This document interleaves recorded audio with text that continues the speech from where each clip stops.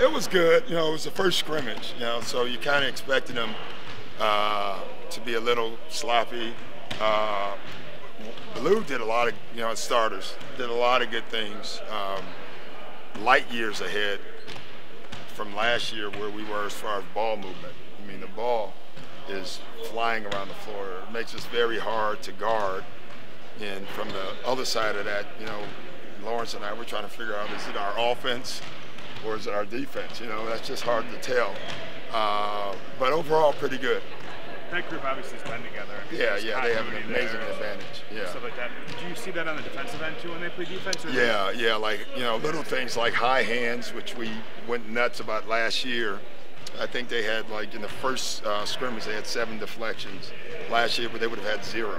So, I mean, the fact that they had their hands up on all the pick and roll stuff, yeah, they're light years ahead. And the second unit's not bad. It was funny. The first game, I thought offensively, each one tried to do it themselves. And then after that, they started moving the ball. Every game, the Blue won, but every game was a one-point game. And I think every game was a one-point game, and so that's what you want.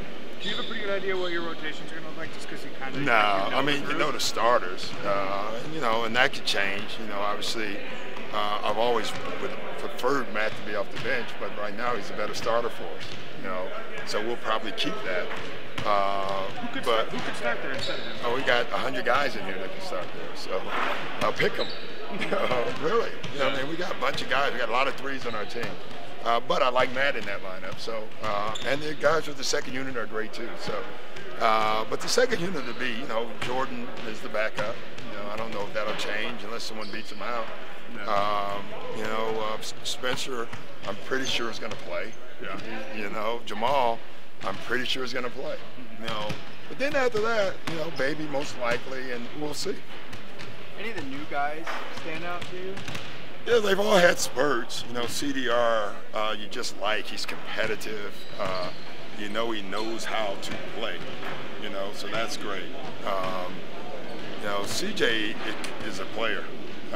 You know, he's a good basketball player, and I think what we're surprised with him is he can put the ball on the floor. You know, in college, he was probably known as one of the best shooters, if not the best shooter in college, but he never put the ball on the floor. And either he was holding out on Romar or something, because he's putting the ball on the floor pretty well. What have you thought of the way DeAndre's handled the talking and stuff? Just an extension of last year? Has he even taken a step in terms of being a defensive communicator? Yeah, I mean, he didn't have to get much. I don't know if you could improve on that, you know. But he has to be consistent on it. So I think he's just better at it. What I've seen is everyone's talking. You know, Blake's talking more. I think Blake has really took it to heart. You know, we need him to be a better defensive player. You know, he has the ability himself to be an all-defensive player, and I think he's starting to take that to heart as well. Yeah, pretty well. You know, this is obviously the most continuity I think I've ever had with a team since I've been in the league. I don't think I've ever been on a team where we return at the first 5 like this. Coach was saying they were some one-point games, so the second team was pushing you pretty well. Yeah, we got a really good team. You know, it's not just about our first 5. You know, we got Spencer Halls, obviously Jamal, with added Jordan Farmar, who's a great guard and very competitive today.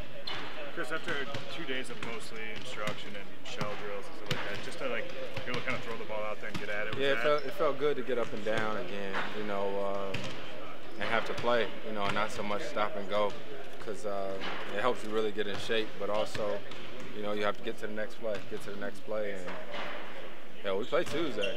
You know, we got our first preseason game Tuesday, so it's good to start getting ready. When you see, I mean, this is, as much continuity as you can almost realistically bring back to a team. I mean, 7 guys in the top, I think 8 or 9 in minutes and stuff. Do you see evidence of that when you're able to not play for an entire season together and then you just go? It's a whole lot of evidence. You know, me and JJ Redick talked about it. It's almost like the summer is just a long All-Star break. You know, because you come back in, everybody sort of, you know, remembers the plays, and then, you know, you have things that worked last season. You have things that you talked about, and you know each other, so it feels really good.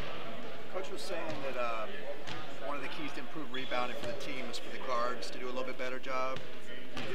What can you do there? We got to get in there and help. You know, even though we had the best all-around rebounder in the league last year, and DJ, he can't do it by himself. You know, not Blake either. So his guards got to get in there and contribute. With those guys too, in addition to their rebounding, for guards, them talking is like probably one of the most important things defensively.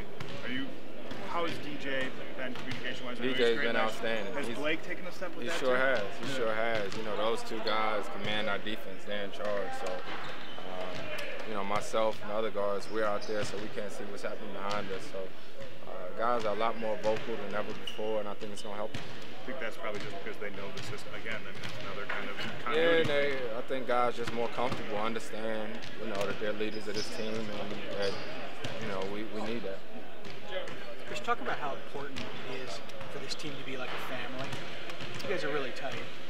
It's very important, but it's just the way it is. It isn't like we force it. Right. You know, I think my coaching staff to the organization and the guys that we have on the team, we have, you know, it's just like a family. We're actually together more than we're with our immediate families, but it's just that way. But then off the court, you guys are doing stuff as well, right? You've had people over the house. And yeah, that's what I'm talking about. Yeah. I mean, it's just always been that way with our team. Like, I don't know why, but it is. You think that's important once you're on the court as well? I think so. I think so. I mean, obviously the other team's not going to lay down for us because we're friends, and you know what I mean. But it makes the game a lot easier. It makes the season a lot funner.